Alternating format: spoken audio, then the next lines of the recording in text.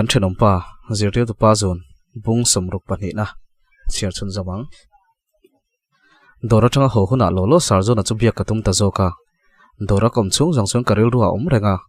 enga tinge engma min shil lo ritla ka min ngai velo ti na niang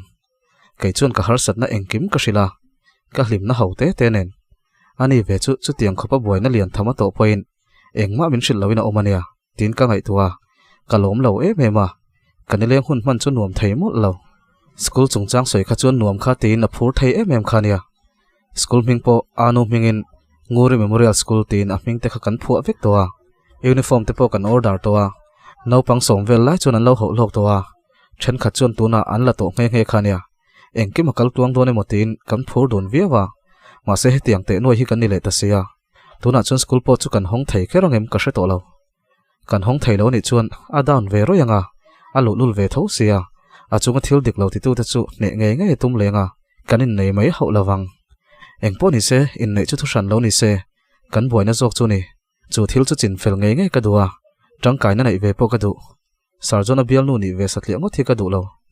atana enge mutak ti ve a pui ve hi ka du ni lung oi lo le ril ru ha tak chuan in lampan chuan kain khal hoa khuwa thim trep towa kan veng ka thleng thla chu kona chun min lo ri lai laya enge munile tin kan ding zoya sarkar thil ti then khat du lavin opposition party hawan lo khoma traffic kan ti jam bok nen mut fu lo nen chep tok chun kain zep luya katlan thla ve zela an jing anu pakhat chu katai thuaka a thin rim lu tok chon min ron vin ngal tur kongi en lawem ni mi ron su trep kha tin min ron hawa kamut fu lo sa bok nen kain sum man bik lo engwangin nge helai hmuna hianin pun khom vai kalna tur ol po min zual heinem chulawa ka sut mi alo chakha tin thin rim tak chun ka chang leta chunu chuan iwa zak lawe no pang te te si tunge kani shem tin min kok sa sal mai shelo kongi dal ti chi ka sia tin ka changa iwa zak lawe tin min bena tuma athlang lok in bul step atang chuan hei kapi karon hureng cheulo aron hel tang tang chia I tol son nala mai su trep zo kani kha aron tia an lung oi lo na po chu an ngai tua to lo kai chu min en thup ni main ka sia ka lai lu tuka ka zak bok ka thin rim bok si chuan kal mai ka tuma chunu chuan film khur tong che a ti le khera ole nangni pop mi pui ti boy lo zong in pung khom tong cheu ka ti ve khera chupa min ron ran tu chu kaina a mel thare phiat le ngala a mai story kan ngai thla ka achang tu pa thla kan man pangpar ni malem kha a ang trepa alu ma moi ro bok sia a pa ve tho bok sia chupa chon min ron nui var vara kalome o tin lom thu chu nui sang chun ka shila ole khoya kal tur ngai ni tin min zota khuta ka hodona ka ti chuan kan venga mi moi ni tin min zot le a o ni e mani de lok khan kan ron in sana khu khulai luka khuan tin kanin omna lai vel chu ka shila lal nui te in noin luamo a ti ngal wata o lo e shem ni tin ka chon ngala sia e a boss thin ka ni hi I boss ma puyan ka ron hoti lo tiro atia e ole ma puya moi ni ka thian pa ming ne nen ang che ni chu ka ti chuan nui sang hian I thian pa chu a mel thave thoem tin ron fiam thu zuya nang ai chun a thashet tin ka wang zui ve a kanin lampan chun kain khal ho ngala api sai chu pona chun a local khet kheta scooty tlan chopa chun ka hmuwa ka ding mai thei bok si lo scooty chu ka pak thawata ka juk chuk ngala pi khoya ngai kaldon tin ring tak chun ka bia api sai chuan inu te chome ka han su dona atia chome poi keng box si lawa ka ti chuan oi kamol tin anui hak haka ka keng veke mokatia do kana ka da kala lawani chu tin anuya ti khan lo omro ka juklang tin ka chuka api sai bokbon bai chu ka jukla atui mel em mai le ngala api chu unu te hi du sakbi ke keima ni pun chome kan nei lo ve thowa tin ka han fiama api sai chuan lal nui hian ka bokbon bai hi tuye ti thin lu tuka ka han su adona ni hi atia ring vak lo chuan kei point tui ka ti ve thawang chu min su vela kan ti le api chuan kal thei lu tuke ka kal thanga ka bel to lom ati daya engi om ziak ka tong a hresual ani mo ka tong ring lo bokani alo heti wangani don hi unu te orol hi arin em ni tin ka nui suka o itluang ti ka hlawa kan ti ve ngota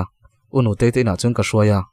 nu moi chuan o kapi chu chawhmeh ron sual le lo iwa han fel thin tak em atia unu te chu room atang chuna ron chuaka oi pi nga tinge min ron sual du khera tina ron bering hle a ma se ni chu au ki ngai tho nin ka ria ring tak taka aw hi ain me ve shim shim beng cheng ngei theilo ber hi atong ring bera hin atanga api sai chuan i du thin ema kan siam kep che nei hi ati lung lunga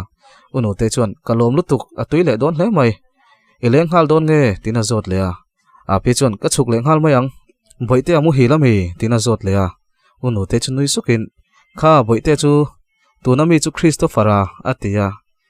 aming hi ka hre thailo rami khan min hril take to amo kha ati chu unu te chu meng rum lutuk hre mel deuh chuan to ani e ati bung huta boite nen chuan kanin ena kan lui suk ringot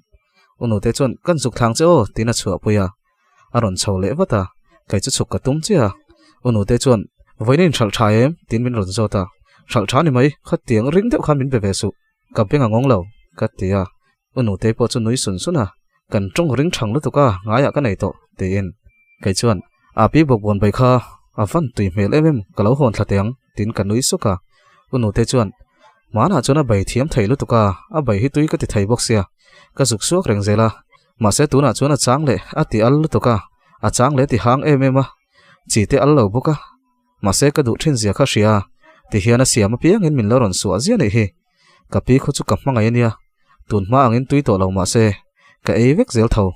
chu wang chuan hon lo mai ro horo tin a nui suka i kom wang nei kha tin ka chuaka pona chuan karnal deuh tang hian numel tha deuh mai zaum mel tak chu aron chuaka lalnu nui kha ziklu mi ron thialu to tin a ron aw ngala oi unu te umami ni don sa an unaw hi anin bering thei ngotang tin kanuya umami ni em tin ka zota ni e nangma hi em ni the boy chu nui sen sen chuna tia ka ti rol chuan email thal he mai khoya nge nawi tin min chi bai ngal boka ina omang ka ho chia ka chuk thadon chia tin chuk ka tuma unu te chuan hey depo kal ri su min zon lupuite aron tile shama iwa han ni nom tak tha hi chu am ve ni ka tia phun ma sapot zelo khan zon lu chung rei lo tin zi klum bom khat an ron da chu ka zon lu puya inga tan vak vak ngai ti ka ti chuan umami te khobula hian atloma dor ka ron kalve thei ma ti hian veng chunga tanga ron leidu te nom takin tin ka zuar dona a ti chu ka ei lo lutuk sum hi chu wa han du tak tin ner nu chuan kamila anui ringot khoi me vero ti pa chuan avoid to shal tlak vak lo omemo ti in a highlight khera iwa han phakar tak khoi min pek don thau chuan alian ber hi kala don tin kal lawata kha khala su to van ming lian i wang vek Christo lo har zana ron thlengang che tin ruma chuna lut ngala nui ar chung chuan ziklum nen chuan kanin lampan chuan ka chuka nawi chuan evan ron ho har tin min lo chhon ngal wat nia ka ron ho na chu rei to khita nu pakhat nen kanin hau shepa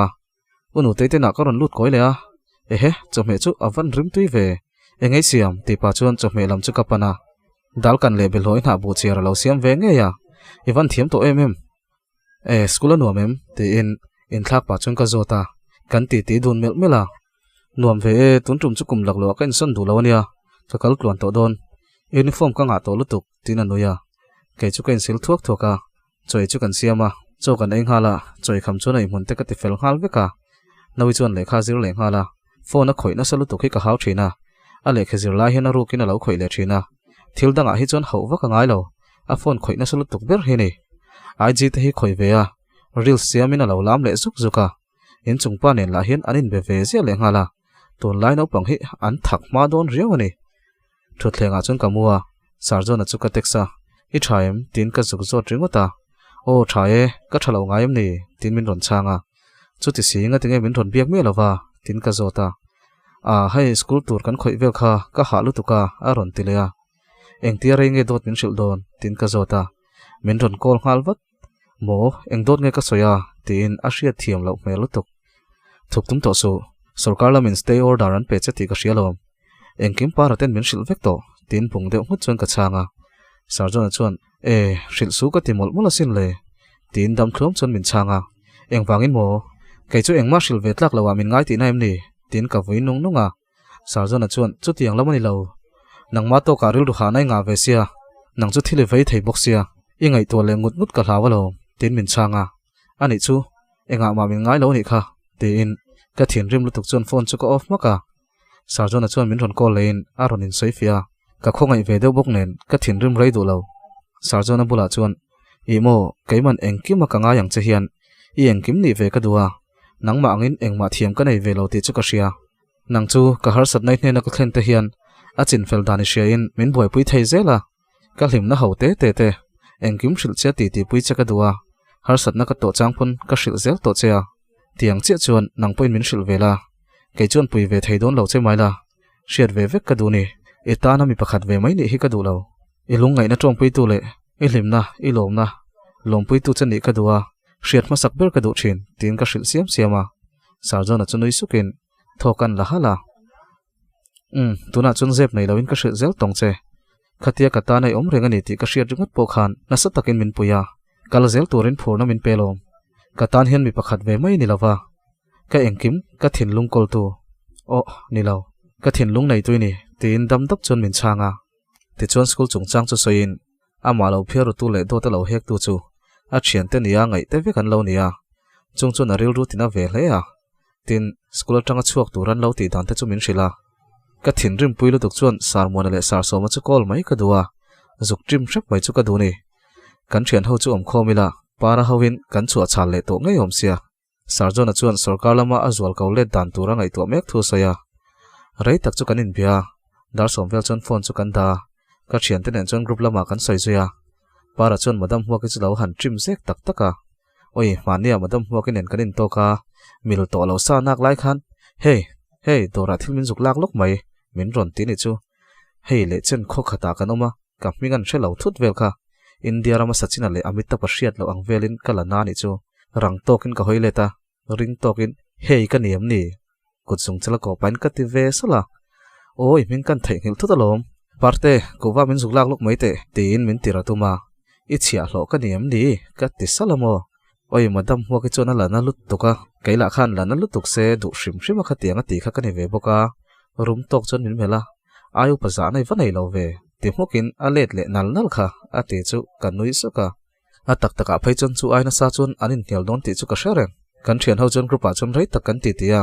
ruati chon vcp te le zertu te le khotlang mi pui hei hi mi pui an ti ve zia an vua le wang ho vel ba kan ni lo mi pui tam zok hian kan support ho lawa a sual zual pui a mol ho an ni meng chu in thurwal chon putluang ram chin sarjona ten putluang a phalna la lawan mang rengot an ti chin kha a office chin kha va thia sakan tuma chu kan threru renga an ron thokani vai chon kan na savia wang atia in boina chu van na sare ve school hi a hon thein ringem ka tia para chon ka hrelo le sarjona tual tha thu boy nei to kha khan vor dar chiama then khat mol to khian kan fa te en kol turin kan du lo an han ti le kual koi vela dik tak chon kan headmaster abikin middle school le primary school ho in thurwal son ni ber high school zirti tu lam chu anin rol ve vak du leinem anni ta chon elementary ho zirna chelut to khi siam thadan duwa high school an ron bo theilu tuka sarjona ho chona zia dewang chu tin an phur ve hle khania tuna heti hi ni le nuai sia ma se high school ho chun kal ngai nan kal reng boina nin rol lawa an thlop lo thupon sei chuang lawa ti in min hril siam siama engponi se mi puyang zong an tran tlat chuan a boi thak ve ni chu sarjona lam tang mi puyan tam ve thawem tin ka zot le a para chuan tlem te chun ni biak lo vc te lai sirtir tu tang ho an ni wangin amol zol pui ho ran thlop ve ngota ani na taka chun engma thu dik po lovin an tang ve topa an mol ania za somli vel lai chu headmaster le zirtir tu lama hin an tangang za somni vel sarjona lama kan tang thungang adang zong hi chu heng boina hi enga ma ngai lo ho kan nei belan ti boi phalo ti ho an nia tin para chuan a soya kai chu ka boi zo vek to sarjona hi aril ru ha ve wanga ka ti chuan roti chuan ha ve niang a kul rui reng mai ama a thian te tin a chung te niang mai a ngai te khan an dawron ani pera a khongai thak reu lutuk ma se ain seng na sato sia kaltlang ngai se kan du pui bok sia sarkar lam la hian engma lo khoi chun zom to lo turin an ti mak mai sia a boi thak kwal khop mai tin a ron soya ni ral le sheta sarjona te boina chu anasa tul tula kan kho whatsapp group a po chun kan school din tum chung chang vel chu an khel berania purwa ta chun an thial na sa hin sarjona lama tang hlea kan vc members zong baka kan khua pol sang ho chu sarjona do zong in an tang vek thunga khát tiếng ngắt tual thả thu bồi khay sân này tổ vàng ở sarkar in an ban to nia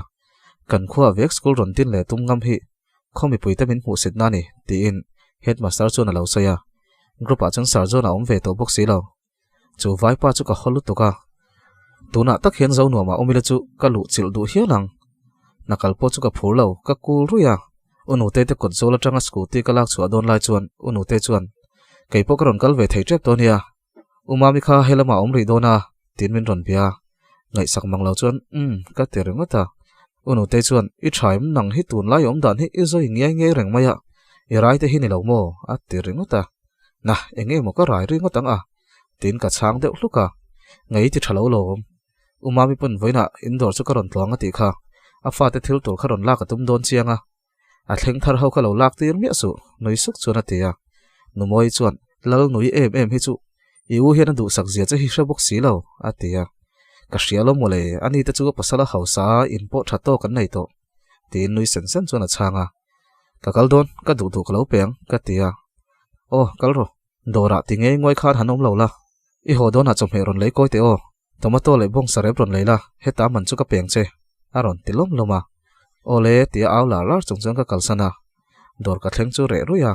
bazara chon mien tlem hle maya nga tinge mo voin chu ka ngui lu tu ka wang hian bazar hi min nuam an ti lo aniang ti ten ka ngai tua mai maya sarjon chu ka kol to pa rang deuh chon min ron changa o voin ngai ti tin ka zota hei ti tur om ri lo boka luya kan kal mai tin min changa tu ten en kala ka ti chuan angoi data fela le rela ati lai chuan nulanui ar ri ka ria tunge u felaim ni mai che o anganui chu avan zir thiam ve ka ti khera sarjona chuan taktaka nurse tharte ni kha voinan chola kan chuak thoveng ve lo kani hi tin in thasung deuh chuan min ron changa tiang chuan atir khan soi thamai ta che ka ti le moka ka thian pon ni chia chuang lawa fela le rela ta thian nu hi ni zoka ani pani ka soi kha chuan tok tura ka ngai sin tin anui hak khaka anui dan chu zirin he ani chu ka ti moka sarjona chuan thinrim na tura om lo chu zoi sep chuan atia thinrim na tura om chu ka ti ve le ya chu ti lai chuan vai pa pakhat hian pan nine lai dueng aron ti dulo ka lo ti moka sarjona chuan ivan thinrim ve I customer ni cha kom lo tlat tin zoi te dam dia chuan min changa o ini ngai lawang ril ru ha deuh ni omang ti ka hlawa ka ngai tu che ka ron kol ve che ka ti lai chuan nurse chuan nga ti nge mai chei biak renga ka bial pani lo kol to lo te aron tia ani tak chu tin phone chu ka off maka ka ngai tu ve ma she oma ti yang ti hlawin ngui burin ko ma ani ve nu la te nen ruyan lo in ti hlim mai maya tin ka ngai tua ka tai na mut fo lo sa nen ama ngai tu bok ka thin rim pur mai an ron fiam thu ti chu ka hre thawa ma se ka hotlat sarjona chu message chu na ron in sai fia ka reply lem lo ma se ka ngai dam tho an hu rei vak lo a chu na ron call le a thilom zia te ron soin relax sama mo zia te chu ron sai lu ma pa ngai deuh chon kanin be vele maya dan hi vel chon umami chu ron kala dokan boin kalo zaira trata umami chuan khaya kan nau te chu awalung lengom ve nuisang chuna ron tia ain cheidan mol chu ni avanin me thei tak a mel tha boxi a za thlup boxi anui mel chu mu nuam boxi umami ang ni chu ka emin life ani deuh top mai nia voin chun re lu tuka kalawum ha dam mai ni hi ka tia engei ti hrimhrima I chuak mai ni tin ka zota kan nauten boinan naya ko ta kan waching felani kha tin min changa englam nge tin ka zot le an lo khoi ron vel chung changa nia manjana zar ko ta son tleirol hok la khawin kan pa ka chen fa pan lo khoi rona chung vel chu aizola kom lai ni boka kan vadin sak mole tin thom no en mol pa chuan min changa ani mo engna ngai tho thina tin ka zota umami chu nui sen senin tuna chon engna ma ka thok to nang kan khwa greenhouse te ka siama thlai mun ka siam tin anui hak haka ma se chu ko tai vadin sak thei bok sia tin mak ti mel tak chon ka changa umami chuan amingin advocate kan ni velom kading chuak khat to ema din chuak chan sa kan mang mai ni kalola thiam khop mai tin anui sen chena khoimo ka fa te thom no tur hi kan enange lal nuin ka kal don ti thrasia ataw haw lo thu ruk tir le chem khonu khu chu mana tang toin ala phakar char nei lo khu nga ma nei hi nei mang si lo han enila kai ai hin lo nei thalea tin anuya kai chuan kha ataw to khalaro tin kan nui suka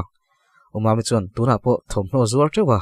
cái thỉnh tlang nu jok thom no min til le to kha tin min changa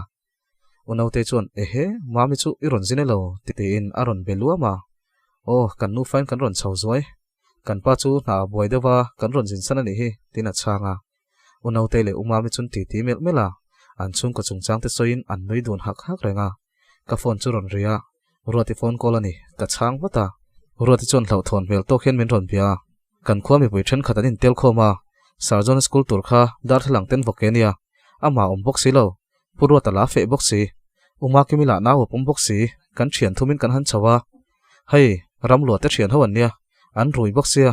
somve lai an nia engtin nge kan ti don tin ron chi ai lutuk para chuan kan vc te le headmaster te ti vek khani don chiang lutuk poisa loinan ti tiraniang a ti ri chu ka ria wani chuan hei in wazak lo ve atinge khatien ti ngota police kan kau don nia tina awa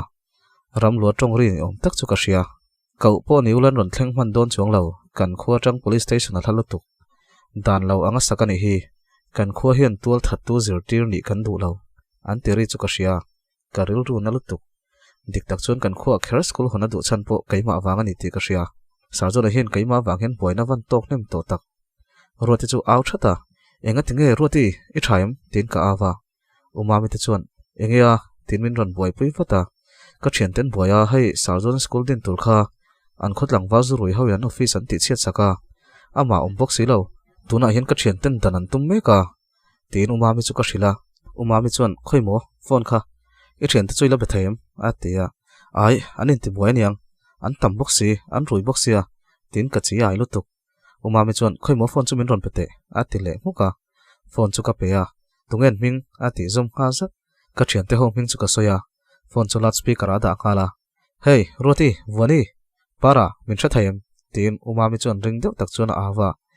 wani chuan de bo phone kan dalok so para son in sol pu tuma atia umami chuan dalawang du to ro tharum tho ve ngai lo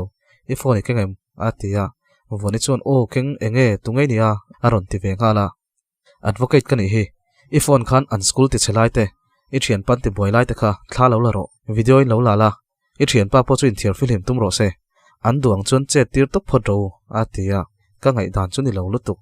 sarjona in sen tam to zia te ka ngai to phei chuan chu tiang an ron ti cher ngot chu ka lung oi thei thlot lo ni umami chuan enge tum ka shebox si lo wani chuan phone chu ka phor thla ka langal para local ro an khoi na mai meng chei hne chuang lawang tin wani chuan para chu awa an tong chu kan hre thei roi roya para chuan an ni zurui mai som po ni ro se ati lar lara roti chu lu ve to maniang wani chuan nang khawakal ve su so thingfa kan chu nia tina aw chu la umami chuan arang lamin in thiar film ro ati le lar lara wani chuan para local ro ati rok roka nang ni thian ho ve mai hian min lo danin tumamo tual that tu school hi kan khuwa ding lawang tin an awa para chuan pakhat kha chu ka tai ve hlakha an na khopang oi kana ka min nek soka ka cheta ve kani ka che fu chho do na sin le ka zal roi oi na lut tok atia unau te chu lo nui soka kaila ka hlau thong box si kan nui za ve hlol lo unau te chu ka mel rum lutuk roti chuan enge khati va bai ve ngot ni umami chu ron belein pi so office kong kharba ka school dar thlang pon wa che phai vek tonia atia umami chuan vadan tum su tikhan an che kha uluk takin thla top ro ati lai chuan kan thlain lo lai lo tin an awa umami chuan arang lamin kal ro in phone kha pereng reng su atia ruati te ho chun tlan lok thom ka ria min ti thlau thong tak zetani phone chun offer engma kan hre thei to lo call an la thei to box si lo sarjona chu kan phone a hei kan homek ruatin min ron hrila luya kan line min ron kola kan lo hu mai lawa warin video min ron thona kan hu vele kan tlan chongal don atia film khurang che an tang ro sia tin hlau thong zet chun ka changa ole he kan man mo se phone kan da phot tin phone chu ofa umami chu ka en hoa engtin nge kan ti don ka tiringota umami chuan an boina chu engma ka hrelo na I thian te school an ti chia ti khan tharum nen an che boka I thian te ber khan him tura ngaila an himani phot chuan hlau thon tur engma omlo tin an boina chu chiang taka ka hriat ve ngai ni tuna ka hriat china ngot po khan kha thil ti tu te khan trespassing section 441 phalna lawa mi ramle office lu chil le mischief and vandalism section 425 mi thil na emo building ti chiat te mai baka criminal intimidation tharum hangami va vawle ti thabar zonga khosak section 503 te tin unlawful assembly section 141 mi panga ai tampung khoma thil sual te turain tel khom kha heng te mang hian thu boi rip tak kan siam sak thei ngal evidence rin tlak tak kan nei don boka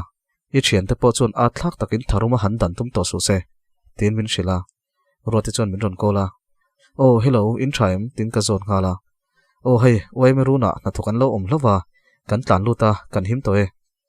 sarjona te pon ron thleng trepang kan ngai tuam to love a ron ti lova ka tho huai mai umami chon I thian ten him to chon a that chu zana ka ron chuk dona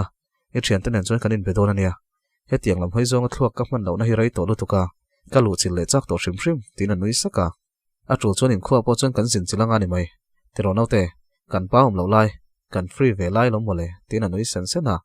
a thom no than hau chu ka pek saka umami chu ho zing ngal maya a fing ka tin ka ngai sang tak zet unu te nen chon an van in ang lo tak unu te chon ri ngal buan kha du le don chiang sa unaw po hi alawin an lo thei hle mai tin ka ngai thua dora chon omin karil ruwa khulam ringu ta om towa sarjona te chon han buai chi amangem ti ka ngai thua ril ru fim po ka pu hlei thei lo min ron bia khun chu ka ngai chang tapa min ron call har box si message chu ka thon renga aman vele min ron call turin ka tia ala sin lo an buai hle ni ka ring zu call ngot nuam ka ti si lo ka thian te la chu group a pon trong ei lo an ngoi ka renga thil thleng thei sang sang tur chu zel dinin ka ngai tu kola ril ru chi ai na khing bai vek mai darnga vel chon ho turin kain ruam man towa sarjona chon min ron call in an thian ho chon puro tai nanin hu khoma engkima that vek thuron soin an du ang an ron che zel don ani chuan kan khuwa hian lam tang kan nga ve thowa an du ai thui kan kal mai theini engponi semin lo ngai to lu tuk lo la hlau thon tur engma om lo nia hei a hliam na ber para po thingpui in khol reng mai tin hlim mel to chon min ron pia ma se aril ru chung ril tak chu mang ang ru hle ti ka ria kaila hian engma ti thei ka nei ve bok si lo chuti rol chon boina lian zo kan tok lo chu ka lom hle a thairo abuang ve de ve ka thian ten en chon an boi dan te chu soin kan ti tia para chon tunge wani in ti fing do thil ron hril zat tu kha ril ru ha lai tin anui suka e umami ni kha advocate nia ka ti chuan sarjona chon mo advocate mel thia ti nei mo tin min zota o ni chin mai khan ka hre ve chi unu te unia aron zin lai nia pui chain huam lu tuk zanina kan soi ho don nia karon lenga nga tia ka ti chuan sarjona chuan avalo mom don ve engkim hi kan headmaster kan vai phakar ruam man na vek soni potluang atele ram lo ta thian ho hi he tiang hian thui dan khosa don lo shrim tina soi char chara kanin biak zo nu chuan dor chu ka khara kanin lampan chuan ka let ngala kongla ka chun unu ten chome min cha kha ka hre chuak thut ma se ka let le pe to bok si lo du le min hau mai ro se in ka thlenga unu te tina chun lut lawat lang ngal ka tuma min hu man lo nan man mo den ka kala unu te chuan debo khoi angai chome ron lei chu a ron ti chata oi ka thi an nei lo ka ti ringot dot sai su i lei lo ni mo a ti muka an nei lo long mole ka ti chu a mel an nerna salutu ai zol bazar a bong sareb le tomato om lo mo ti na oi lo melutuk o ka en na khana zo chi aveka ka ti ringota i wa han do tak ai ti ai bazar a poron lei mai ta che a tia o sa taron leila ta sa chu na to sin i ti lenga ka pe lei nem ka ti muka i chuan lo ni chu tin a lom lo lutuk no moi chuan de boy u ve hi thil thei ngil ve ngai lo omang zia jang hen tero tin a lo nui hak khaka dik chia ku kar long po chuang phit to ni lom ni tin ka nui suka unu te chuan lo in tran tham lo ula ni mai umami chu ron kalem a ti le a o atlom ber chi ka lo pek kha ka ti chu a oi lo lutuk inin petlom hau lawang umami ka hre sa vek tin anui sen sena kanina chung ka lu sana nawi chuan zai lo ngai thlara tata ka zuk lu rual chuan nawi chuan uma puya ve tho tlangwal pakhatin ron zong chia tin min lo hrila e unu te bula han ka lo hril thei ngil te a om rem tin ka zota railo a hole ngal te yom si lawa a pare rap a te chup nang te hi ler don riam tunge moi chun ni ka ti chuan rang za thian nang mani mai lo sarjona pen zar boy em kha in koi zar kha zol id te ta kha a ti chu ngoi makro tunge lo hril che unu te bula te khani lo soi nge tin thin rim boxi noi za boxi chon koma ka lai zo vek zana umami ron lan hun chu ka nga ka khulam pang bo rok ngai changle ngai ven reng chung chuan ka phone chu ka khoi mel mela ole khati zom khani sela ngai thatu zong zong ti chuwa koloma milo like a milo comment saka hype te milo pek saka in pe cha milo share sak le thau turin ka som chenu he boina in chin fel zo chuan story te po atop ve thai tong chu engpon is se ui tre chu kat ne ni kaliam ta nge thank you very nice